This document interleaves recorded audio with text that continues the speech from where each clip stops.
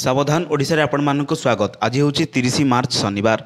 चलतु देखने देश विदेशर 15टी बड़ खबर। नंबर 1 1 एप्रिल नूतन आर्थिक वर्ष आरंभ 2024 प्रযোज्य हेबो। एथिरे बहुत आर्थिक नियम परिवर्तन होउची जहाँ उभय व्यक्ति एवं व्यवसाय को प्रभावित करे। 1 एप्रिल 2024 रु फास्टैग उपभोक्ता माने निश्चित करंतु जे सेमानक केवाईसी विवरणी गुड़िक 31 मार्च 2024 सुधा अपडेट होईची। टोल पेमेंट रे बाधा न होबा पई यह अत्यंत गुरुत्वपूर्ण। अपडेट नहले फास्टैग निष्क्रिय हो पारे। National highway authority of India निरापत्ता एवं फास्टैग कार्य को सुदृढ़ करने यह पदक्षेप ग्रहण करिछि। एसबीआई क्रेडिट कार्ड नियम परिवर्तन एप्रिल 1 2024 रु state bank of India credit कार्डधारी जो मैंने भड़ा देय दियंती से माने आउ गिफ्ट पॉइंट पाइबे नहीं। नंबर 2 आज सारा राज्य में भीषण रौद्रताप अनुभूत होउछि। विभिन्न अंचल तापमात्रा आज स्वाभाविक ठारू बहुत अधिक रही। पाणीपाग विभाग सूचना अनुसार आज स्वाभाविक ठारू पारद 3 ରୁ 4 डिग्री उपर रही। पाणीपाग विभाग कही आगामी 5 दिन जाए एपरी तातीर त्राही मिलबनी। दिन सह रात तापमात्रा भी बढ़िबो। दिन 10टारू अपराह्न 3 जाए पिक आवर घोषणा कर खरारे बाहर को न बाहर वयस्क और शिशु को परामर्श जारी कर समय अभ्यंतरीण ओडिशा रे तापमात्रा 40 डिग्री अतिक्रम कर संभावना रही। नंबर 3 दशम श्रेणी बोर्ड परीक्षा श्रेष्ठ तालिकार जेपरी गरीब मेधावी माने रहिबे सेतिलागी स्वतंत्र सुविधा कगाई देबे। एने गणशिक्षा विभाग पक्षर स्वतंत्र एक्शन प्लान प्रस्तुत कराई जेउथिरे दशम श्रेणी मेधावी लगी सरकार जोगाई देबे अनेक सुविधा सुजोग। तेबे दुर्बल पिलांको दशम श्रेणी रे स्वतंत्र पढ़ाई व्यवस्था होइथिया बेले पूर्वरु उभय अष्टम एवं नवम श्रेणी रे लगातार 2 वर्ष 75% को अधिक मार्क रखुथिया पिलांको लगी प्रस्तुत हेबा मेधा तालिका। एही मेधा तालिका रे जेते छात्र छात्री रहिबे सेमानक पाठ पढ़ा लगी समस्त सुविधा सुजोग संपूर्ण स्कूल पक्षर जोगाई दिया। तेबे दैनिक स्कूल रे कॉमन शिक्षादान शेष होगा पर दुर्बल पिलांको लगी एवं मेधा तालिकार थिबा पिलांको लगी भिन्न भिन्न क्लास हेबो। दैनिक एभली शिक्षादान व्यवस्था पई 90 मिनिट धार्य करा जिवो। Number 4 state bank of India देशर 40 कोटी रु अधिक लोकों को एक बड़ झटका देइछि। मुद्रास्फीति सह संघर्ष करथिबा साधारण जनता को वर्तमान एसबीआई रो एही गोटिए सेवा व्यवहार करिया पई पूर्व अपेक्षा 75 टंका अधिक खर्च करबा को पड़िबो। एप्रिल 1 2024 रो नूतन चार्ज प्रযোज्य हेबो। अर्थात वर्तमान आपण को रिलीफ पाई मात्र 4 दिन बाकी अछि।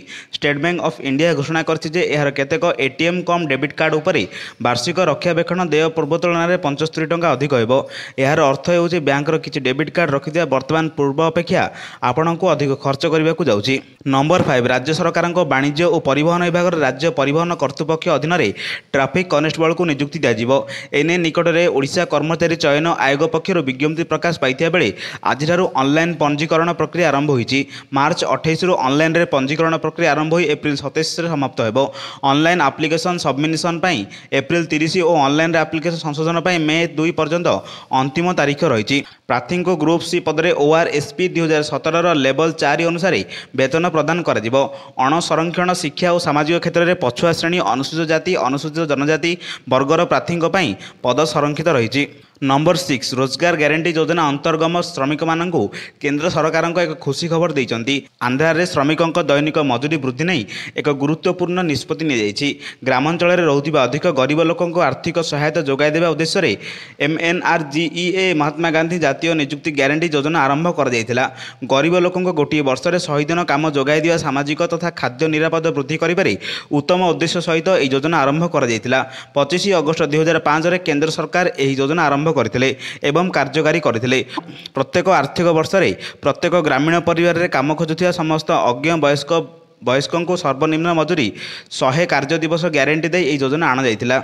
नंबर 7 एसएससी रे चाकरी खोजुथिबा युवक मानक पई सुवर्ण सुजोग एने एक विज्ञप्ति प्रकाश पाइछि। चयन हेले मासक 1 लाख टंकार अधिक दरमा मिलिबो। योग्य और आग्रही प्रार्थी माने एसएससी रो ऑफिशियल वेबसाइट को जाई ssc.government.in को जाई ऑनलाइन रे आवेदन करि परिबे। ऑनलाइन आवेदन आरंभ 28 मार्च 2024 आरंभ हेबाकु थिया बेले ऑनलाइन आवेदन 18 एप्रिल 2024 रे शेष हेबो। सर्वनिम्न मासिक दरमा 35,400 टंका होइथिया बेले सर्वनिम्न मासिक दरमा 1,12,400 टंका रहिछि। नंबर 8 आज सकाळु श्रीमंदिर पश्चिम द्वार असंभाल भिड़ परिस्थिति उपजिथिला। पश्चिम द्वार दे केवल पुरी बासिंदा को प्रवेश अनुमति रही। हेले आज किछि सेवायत किछि श्रद्धालुओं को एही बाट दे प्रवेश कराई जाइथिबा अभियोग आसीछि। प्रचंड ताती जोगु बड़दाण्ड रे चाली चाली जीवा श्रद्धालुओं पई कष्टकर होई पड़िथिला। एहा परे घंटा घंटा धरी भक्तों को लंबा लाइन रे छिड़ा हेबाकू पड़िछि। एथिमाई ଶ୍ରୀମନ୍ଦିର ଭିତରକୁ ଶୀଘ୍ର ପଶିବା ପାଇଁ ଉଦ୍ୟମ କରୁଛନ୍ତି ଭକ୍ତ। କେବଳ ସିଂହଦ୍ୱାର ଦେଇ ଭକ୍ତ ଶ୍ରୀମନ୍ଦିର ଭିତରକୁ ପ୍ରବେଶ କରିବାକୁ ଅନୁମତି ଥିବାବେଳେ ପଶ୍ଚିମ ଦ୍ୱାର ଦେଇ କେବଳ ପୁରୀ ବାସିନ୍ଦାଙ୍କୁ ପ୍ରବେଶ ଅନୁମତି ରହିଛି। ହେଲେ ଏହି ନିୟମକୁ ଖୋଲାଖୋଲି ଉଲ୍ଲଂଘନ ଚାଲିଛି। ସେପଟେ ଏହି ଶ୍ରୀମନ୍ଦିର ପ୍ରଶାସନ ପକ୍ଷରୁ କୌଣସି ପ୍ରତିକ୍ରିୟା ମିଳିନାହିଁ। ନମ୍ବର 9 ଯୁଗ୍ମ ପ୍ରବେଶିକା ପରୀକ୍ଷା 2024 ପର୍ଯ୍ୟାୟ 2 ପରୀକ୍ଷା ଏପ୍ରିଲ 4ରୁ ଆରମ୍ଭ ହେବ। ଏଥିପାଇଁ ଦେଶର 319ଟି ସହରରେ ଏବଂ ଦେଶରେ 319ଟି ସହର ଏବଂ ଦେଶ ବାହାରେ 22ଟି ସହରରେ ପରୀକ୍ଷା କେନ୍ଦ୍ର କରାଯାଇଛି। ଏନେଇ ଜାତୀୟ ପରୀକ୍ଷାର୍ଥୀ ଏଜେନ୍ସି ଦ୍ୱାରା ଜାରି କରାଯାଇଥିବା ୱେବସାଇଟ୍ ଆବେଦନକାରୀଙ୍କ ଆଡମିଟ୍ କାର୍ଡ ସହ ପରୀକ୍ଷା କେନ୍ଦ୍ର ତାଲିକା ଉପଲବ୍ଧ ହେଉଛି। ଦ୍ୱିତୀୟ ଅଧିବେଶନ ପାଇଁ ପଞ୍ଜୀକୃତ ହୋଇଥିବା ପ୍ରାର୍ଥୀମାନେ ଅଫିସିଆଲ ୱେବସାଇଟ୍କୁ GEMAIN.NTCSC.in କୁ ଯାଇ ଉଭୟ ପେପର 1 ଏବଂ ପେପର 2 JEE ମେନ୍ ପରୀକ୍ଷା କେନ୍ଦ୍ର ଡାଉନଲୋଡ୍ କରିପାରିବେ।